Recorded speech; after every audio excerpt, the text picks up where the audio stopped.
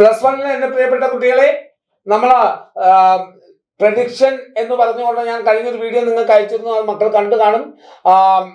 എന്താണ് കഥാനിരൂപണമായിരുന്നു അല്ലെ. ഇത് നമ്മൾ സ്വാഭിപ്രായം രേഖപ്പെടുത്തുക എന്നൊരു ചോദ്യം വരാൻ സാധ്യതയുള്ളത് എന്ന് പറയുന്നത് കണക്കുകളുടെ പിൻബലത്തിലാണ് മക്കളെ.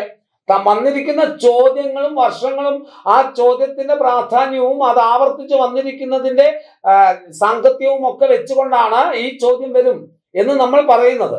അല്ലാതെ യാതൊരു കാരണവശാലും നമ്മൾ പ്രെഡിക്റ്റ് ചെയ്യുകയല്ല, വെറും പ്രെഡിക്റ്റ് അല്ല. എന്താണ്, നമ്മളൊരു കാര്യം ഇന്ന കാരണങ്ങൾ കൊണ്ട് ഇത് വരാം, ഇന്ന ചോദ്യങ്ങൾ വന്നതുകൊണ്ട് ചിലപ്പോൾ ഇത് വരാം, ഈ രൂപത്തിൽ പറയുകയാണ് മക്കളെ.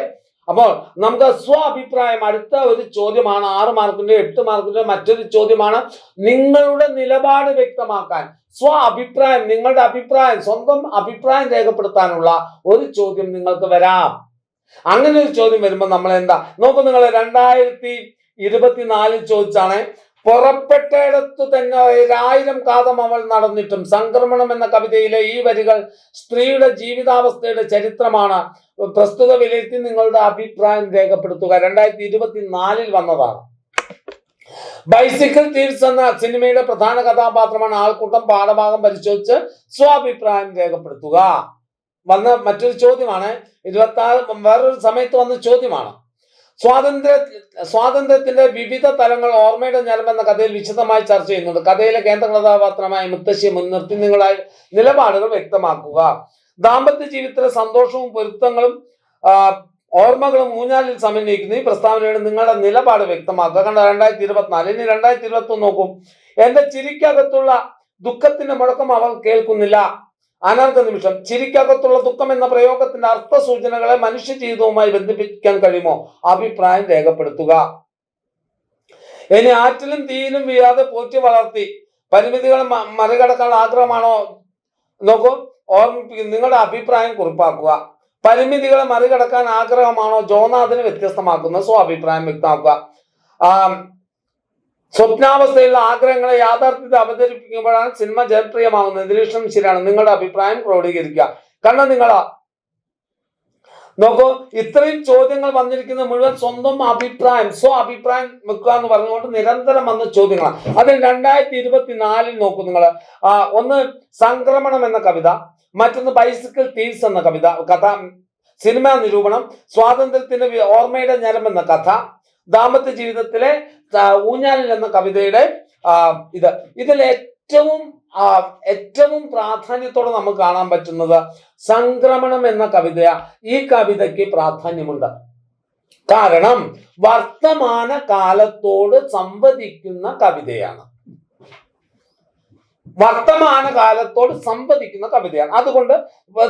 അതുപോലെ തന്നെ സ്വാഭിപ്രായം ചോദിക്കാൻ മറ്റൊരു സാധ്യതയുള്ളതാണ് 21ാമത്തെ ചോദ്യം. ബൈസിക്കിൾ തീവ്സ് എന്ന് പറയുന്നത് ഈ 2 ആൾക്കൂട്ടം കഥാപാത്രമാണോ നിങ്ങളുടെ?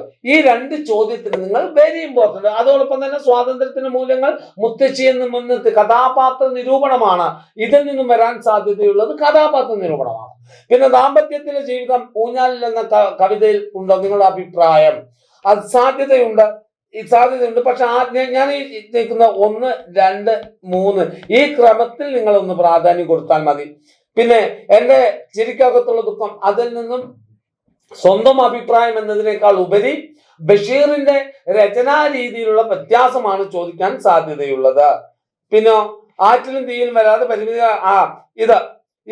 ഇതിന്ന് ഏതെങ്കിലും വരികൾ തന്നിട്ട് ഭാഷാപരമായ പ്രത്യേകതയായിരിക്കും ചോദിക്കുക. പരിമിതികളും ജോനാഥനെ വ്യത്യസ്തനാക്കുന്ന സ്വാഭിപ്രായം. ജോനാഥനിൽ നിന്ന് വരാൻ സാധ്യതയുള്ള 2 മാർക്കിന്റെ ചോദ്യമാണ്. പിന്നെ സ്വപ്നാവസ്ഥ, ആഗ്രഹങ്ങൾ, നിങ്ങളുടെ അഭിപ്രായം. നോക്കൂ, സിനിമ ജനപ്രിയമാകുന്നു. അപ്പൊ ഇത് 4. ഈ ക്രമത്തിൽ വേണം എന്റെ മക്കൾ. 1, 2, 3, 4 ഈ 4 ചോദ്യങ്ങൾക്ക് പ്രാധാന്യം കൊടുത്തുകൊണ്ട് പഠിച്ചാൽ ഇതിലേതെങ്കിലും ഒന്ന് സ്വാഭിപ്രായം ചോദിക്കാൻ സാധ്യതയുള്ളതാണ്. അതിനൊക്കെ സാധ്യതയ്ക്കുള്ള പ്രാധാന്യം കാരണം കൂടെ ഞാനിവിടെ പറയുന്നേ മക്കളെ.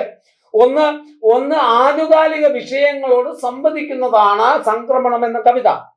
സമകാലിക ചിന്തകളുള്ളതാണ്. അപ്പൊ വർത്തമാനകാലത്തോട് സംസാരിക്കുന്ന ഒരു കവിത എന്ന നിലയിൽ അതിന് 1ാമത്തെ സ്ഥാനം സ്വാഭിപ്രായം എഴുതാൻ സാധ്യതയുള്ള ചോദ്യമാണ്. രണ്ട്, ബൈസിക്കിൾ തീവ്സ്. നമുക്കറിയാം ആൾക്കൂട്ടം ഒരു കഥാപാത്രമാണ്. നിങ്ങളുടെ അഭിപ്രായം ക്രോഡീകരിക്കാൻ ചോദിക്കാം. രണ്ടാമത് ഏറ്റവും സാധ്യതയുള്ളത് അതിനാണ്. പിന്നെ ഒന്ന് ദാമ്പത്യ ജീവിതത്തിലെ ഇത് മൂന്നാമത്. പിന്നെ നാലാമത് ഞാൻ പറഞ്ഞത്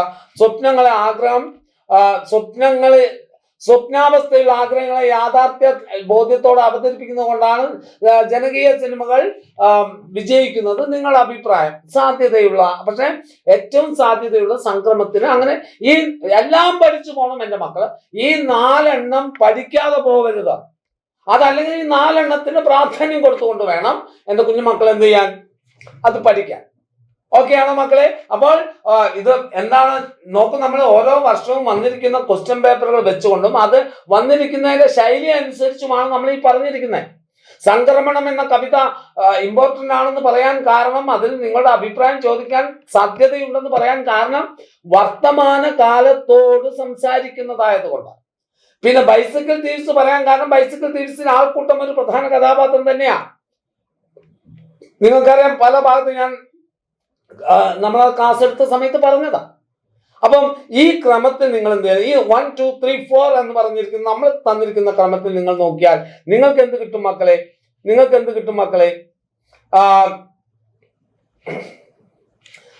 ഇത്രയും ഇത് എടുത്തു കഴിഞ്ഞാൽ നിങ്ങൾക്ക് ഉത്തരം കിട്ടും. ഓക്കെ ആണോ മക്കളെ? അപ്പൊ നമുക്ക് ഓർത്ത് വെക്കുക, സ്വാഭിപ്രായം രൂപീകരിക്കാനുള്ള ചോദ്യം ഉണ്ടാകും.